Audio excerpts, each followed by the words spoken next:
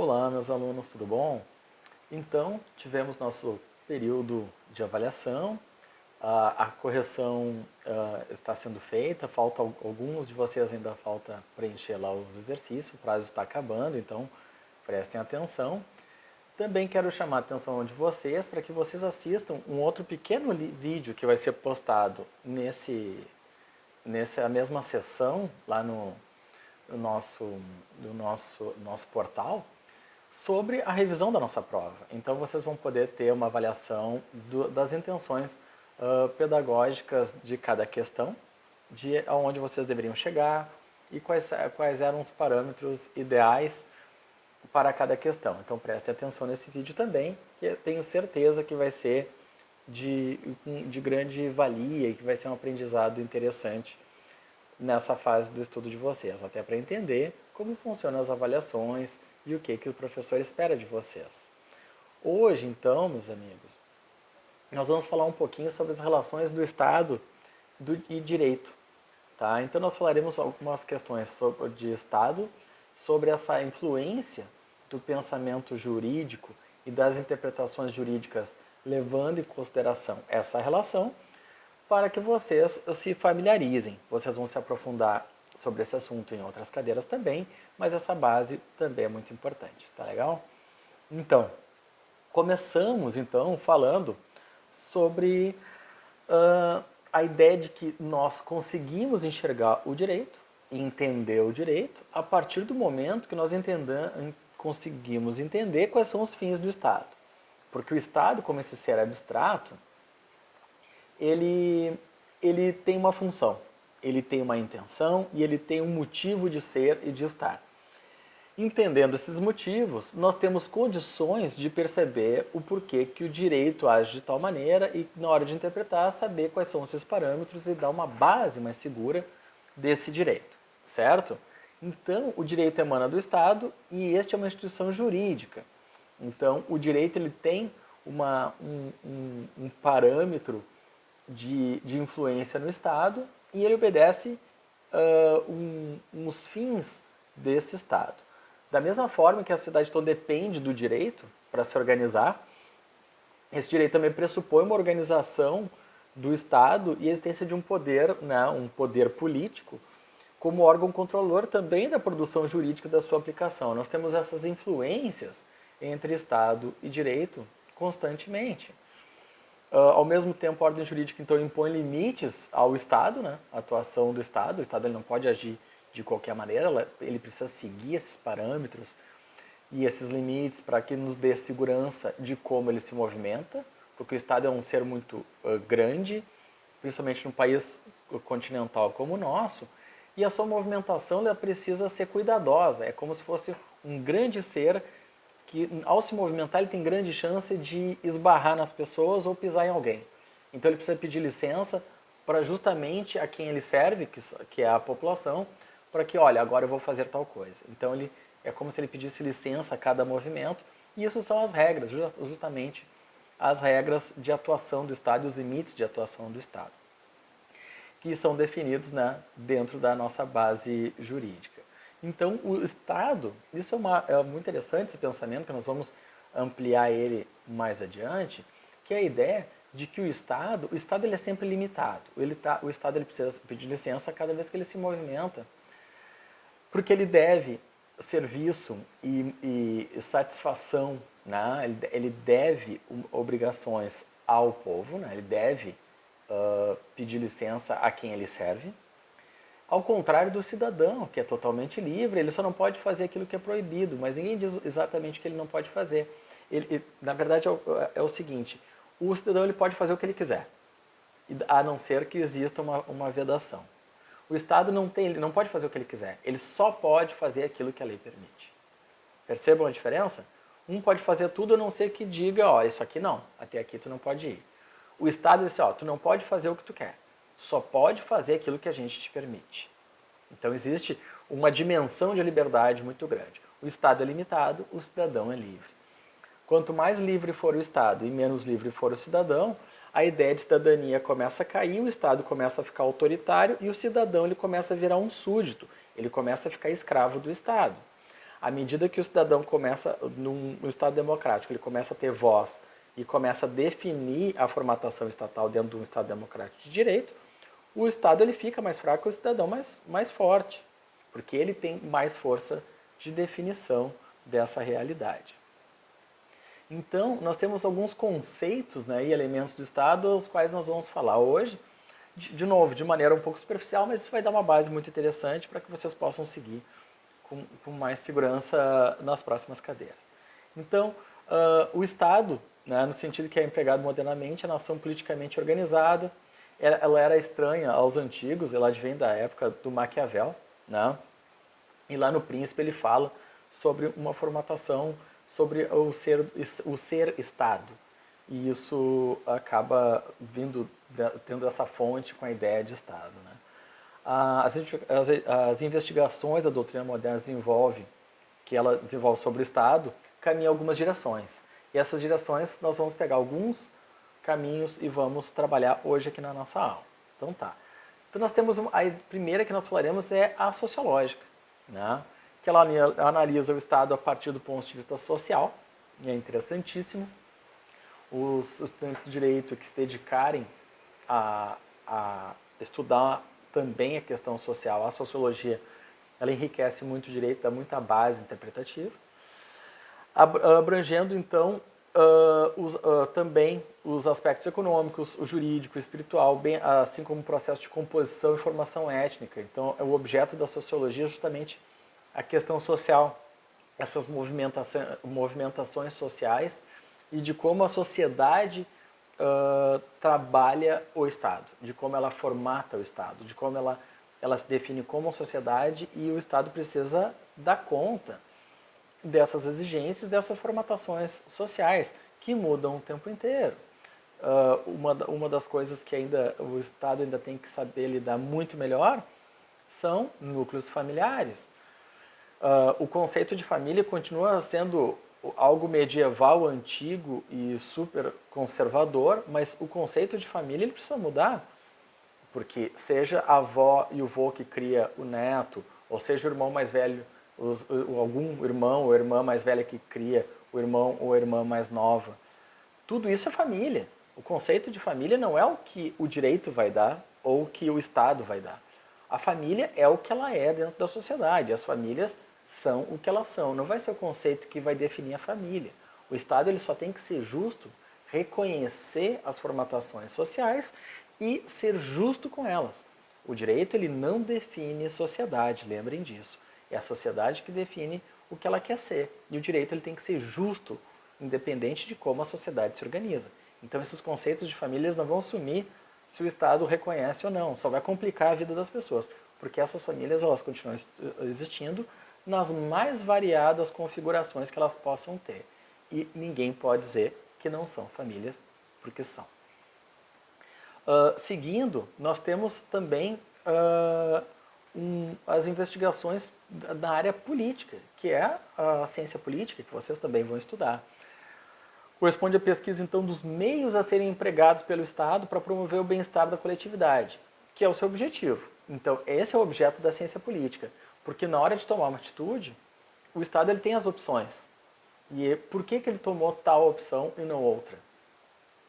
Então, essa escolha do Estado e essa maneira de lidar com as questões sociais pelo Estado, esse é o objeto da ciência política. Isso é muito interessante também. Interessantíssimo, pessoal.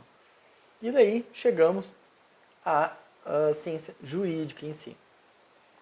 E ela examina a estrutura normativa do Estado, né? E a partir das constituições, legislações, ela faz essa investigação justamente do objeto da ciência do direito, que é o que nos debruçamos mais.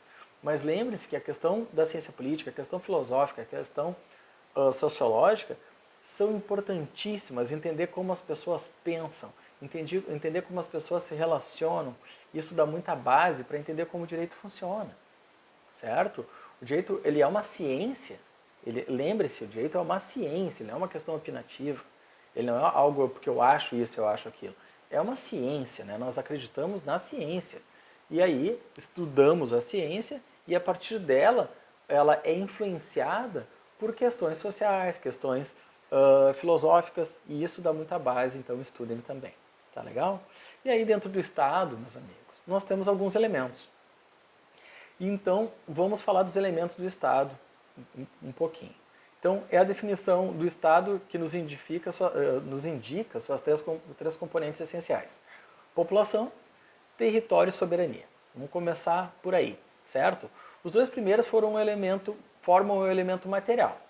E o último, de natureza formal. Então, nós vamos analisar um pouquinho essas questões de população, território e soberania. Tá? Então, a população.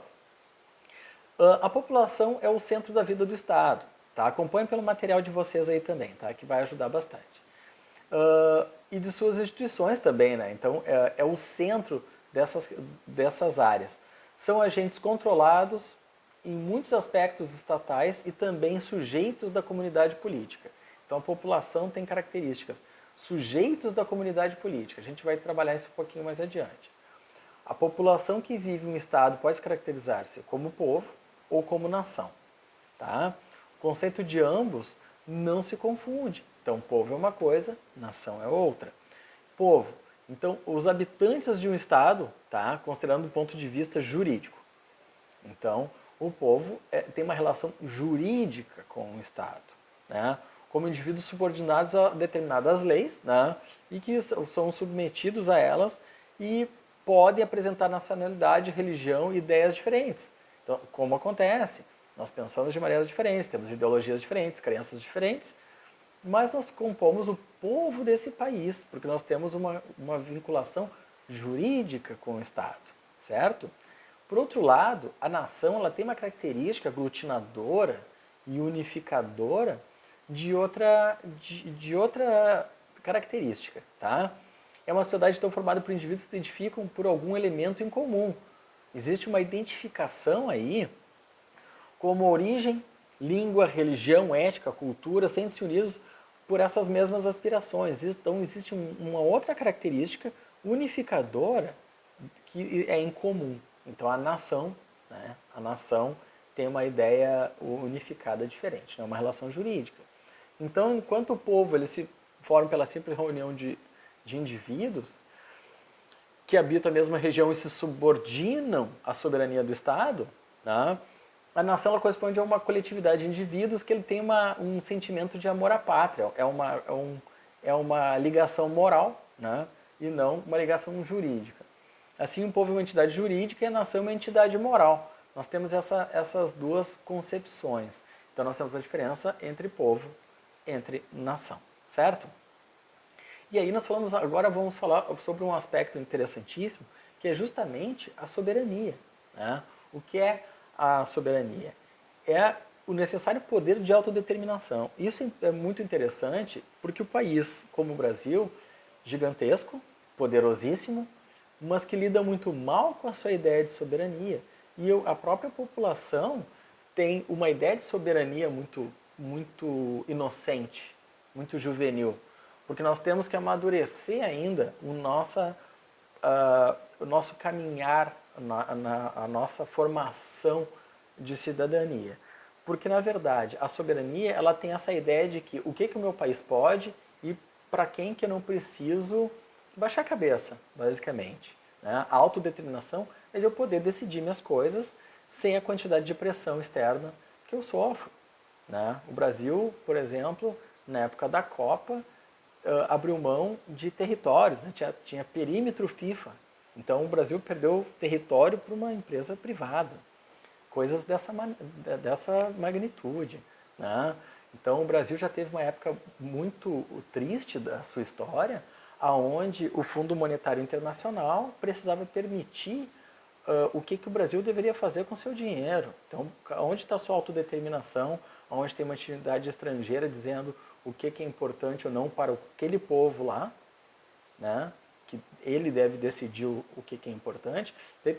Tem um banco estrangeiro decidindo dentro de um país o que ele pode ou não fazer.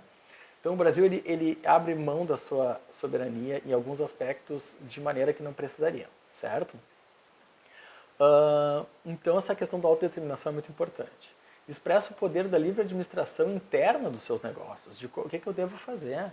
Então, o brasileiro, na verdade, ele tem essa falta de brio, né?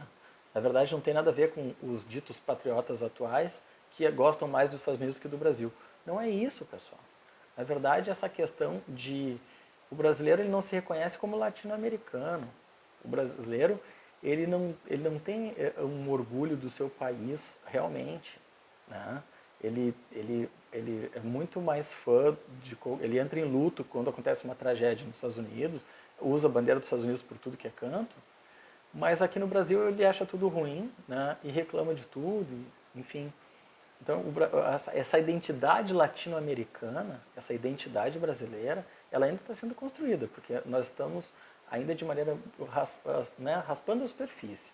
O brasileiro ainda não entendeu o que é a soberania e o que é essa ideia de autodeterminação. Né? Ele ainda não entendeu isso. Mas a soberania é a maior força do Estado, pela qual dispõe da sua organização política, social, jurídica, aplicável em seu território. Então, a soberania é justamente que o país possa escolher e dar oportunidade que a sua população se configure e se organize e que esse Estado possa ser o que ele quiser ser sem influência estrangeira, né? Sem que essa pressão determine coisas que talvez não seja o que tu quer. No plano externo, a soberania significa a independência do Estado em relação aos demais, a inexistência de nexo de subordinação à vontade de outros organismos estatais, que é justamente o ponto que nós chegamos aqui. Então, é justamente proteger a sua autodeterminação sem que outro ente determine a sua vontade. A questão do FMI aí é bem prática nessa ideia. O poder estatal há de ser amplo, mas respeitados os parâmetros necessários à proteção de direitos humanos e ao reconhecimento dos direitos dos demais Estados que integram a comunidade internacional. Tal atributo seria inconciliável à ideia de Estado de Direito. Então, na verdade, apesar do país se autodeterminar e poder ter a ideia de soberania muito forte, ele precisa respeitar a ideia de direitos humanos para justamente conseguir andar no equilíbrio do que a ideia de Estado de Direito dentro dessa constitucionalidade global tem níveis aceitáveis. Né? Então não é porque ele pode se autodeterminar que ele também possa virar um Estado tirânico e cometer crimes, certo? E aí nós vamos agora para os fins do Estado. O Estado ele tem algumas finalidades que também nos interessam. Né? De novo, olhem lá o material, a gente vai falar aqui de maneira superficial para vocês terem uma boa ideia do que a gente está falando. Certo? Então, fins do Estado. Existem algumas concepções a respeito disso. Uma delas é a concepção individualista. O individualismo é empregado pelo pensamento liberal de máxima liberdade dos indivíduos da mínima intervenção do Estado. Essa política se projeta no campo político, jurídico e econômico. Seus adeptos entendem que o direito e o Estado são apenas instrumentos para o bem-estar dos indivíduos. No campo econômico, como analisa Del Vecchio, o autor que também está lá no nosso livro básico, o liberalismo individualista exerceu poderosa influência no sentido de impedir a intervenção estatal a favor das chamadas leis naturais de oferta e procura.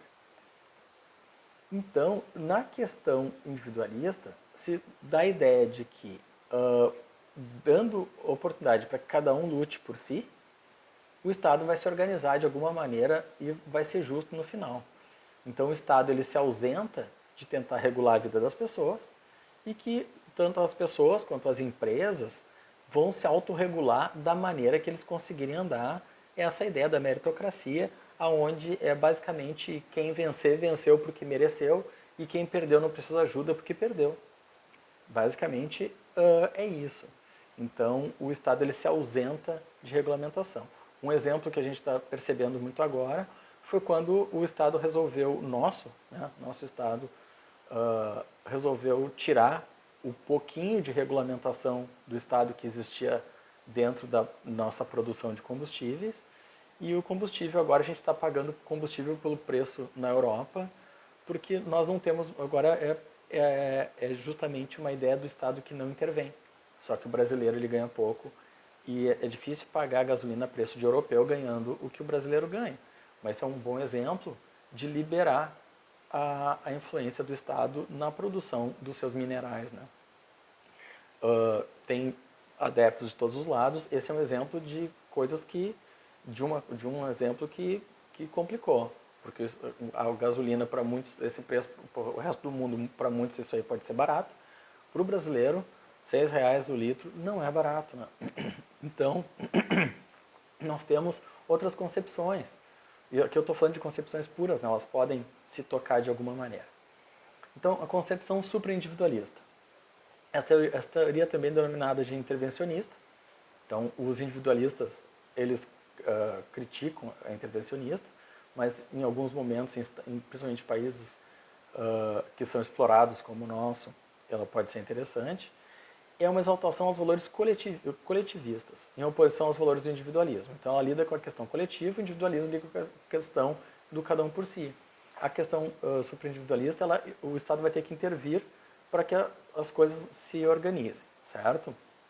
Então, as pessoas, a maneira de se relacionar dentro da questão jurídica, da questão econômica, da questão social, né, o Estado vai intervir mais e ele vai se meter mais na vida das pessoas. Basicamente é isso. Então, sobre as afirmações coletivistas, João Mendes de Oliveira Júnior, que também está lá no nosso livro, apresenta uma síntese bem interessante. Assim, que a vida social é naturalmente necessária à conservação e aperfeiçoamento do indivíduo e que o mesmo no interesse do indivíduo. O direito individual deve sempre ceder ao interesse social. 2. Que a ação do Estado deve ser integral ou, pelo menos, conservadora em relação às necessidades econômicas da sociedade fiscalizadora, em relação aos direitos individuais. Porque aí o Estado tenta regular e tentar dar limites de exploração, inclusive, protegendo questões coletivas. Por exemplo, outro exemplo aqui, principalmente na área econômica, isso aí é mais fácil de ver, porque é uma questão de valor e a gente enxerga. No Brasil nós reclamamos que os carros são muito caros, né? Que os automóveis são muito caros, e são mesmo. E se coloca a culpa nos impostos, e os impostos são altos. Sim, são altos, né? A gente sabe disso. Só que, se a gente for perceber que poderia ter uma intervenção estatal dentro das fábricas, para que elas não possam vender um carro com 300% de lucro, né? Um lucro abusivo, vamos fazer uma relação com o México. O México tem uma mão de obra que paga um salário parecido com o nosso, a matéria-prima também é parecida, então nós temos, dá para ver uma questão de competitividade aí de carga tributária e mão de obra. Lá o carro é vendido pela metade do preço aqui. Então quer dizer, um lucro que deveria ser 30%, um carro, um lucro apropriado ao redor do mundo, no Brasil o lucro das empresas é de 200, 300, 400% em cima de um carro. Tanto é que o México comprava carro aqui no Brasil, pagava os impostos, importava e vendia lá pela metade do preço. Então, na verdade, mesmo com os impostos altos, aqui não existe uma regulamentação. Um carro de R$ 10.000 pode ser vendido por 70 sem problema nenhum. Né?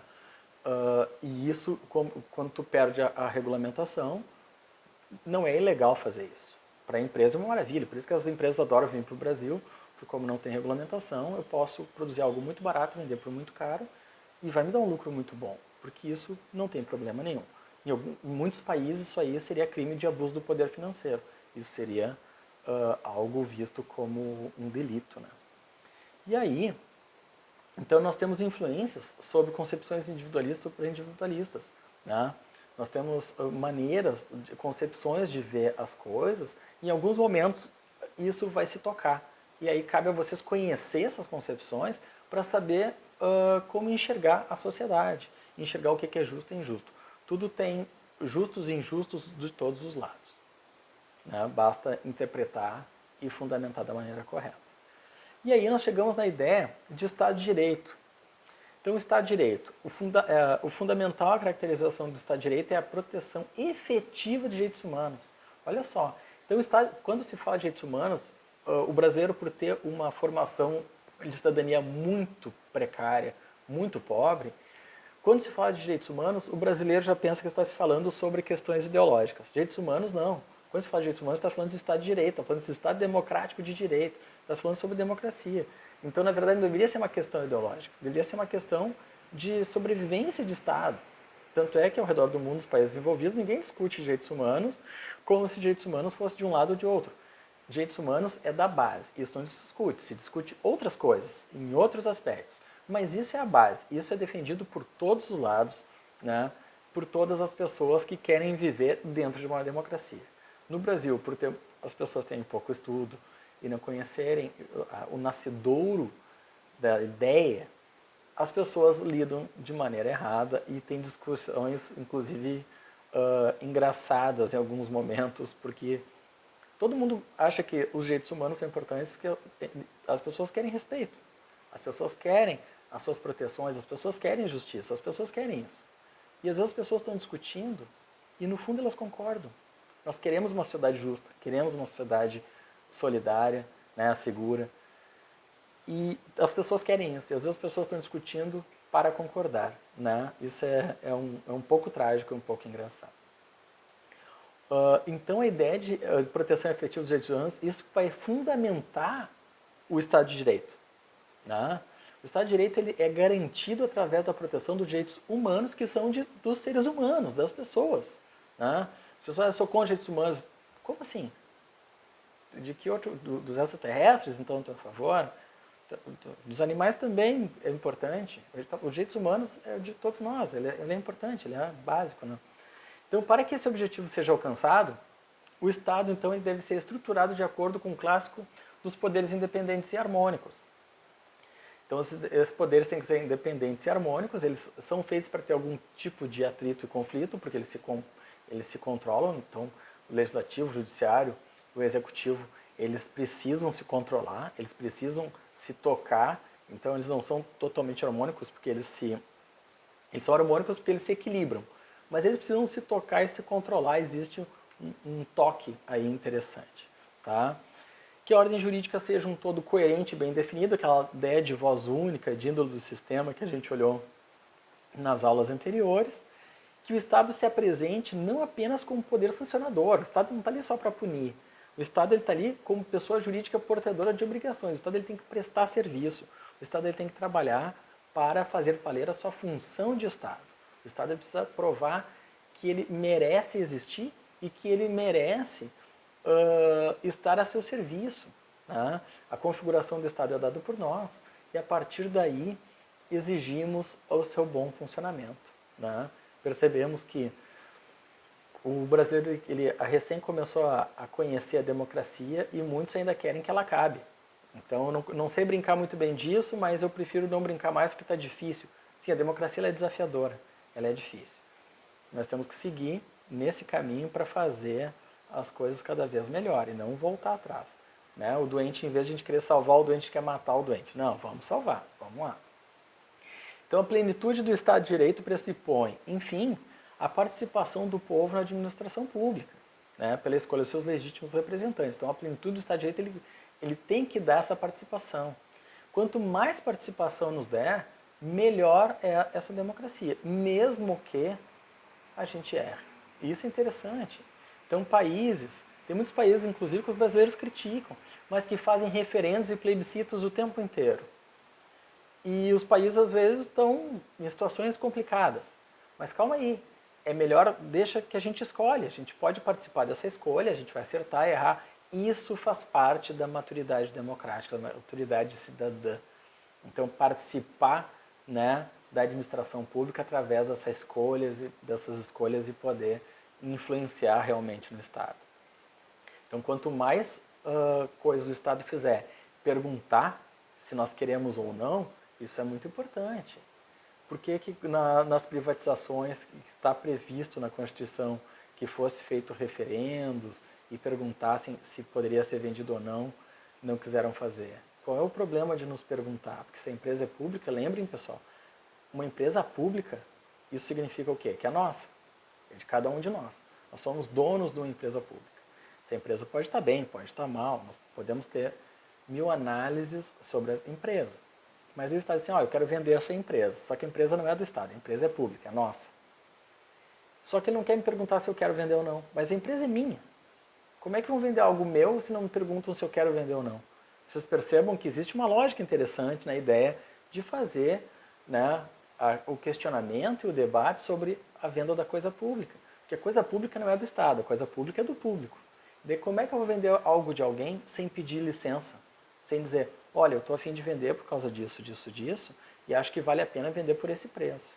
Vai ter alguém que vai dizer, olha, não é interessante vender, mas faz resolver de tal e tal maneira, e essa empresa que é nossa merece ficar na nossa mão.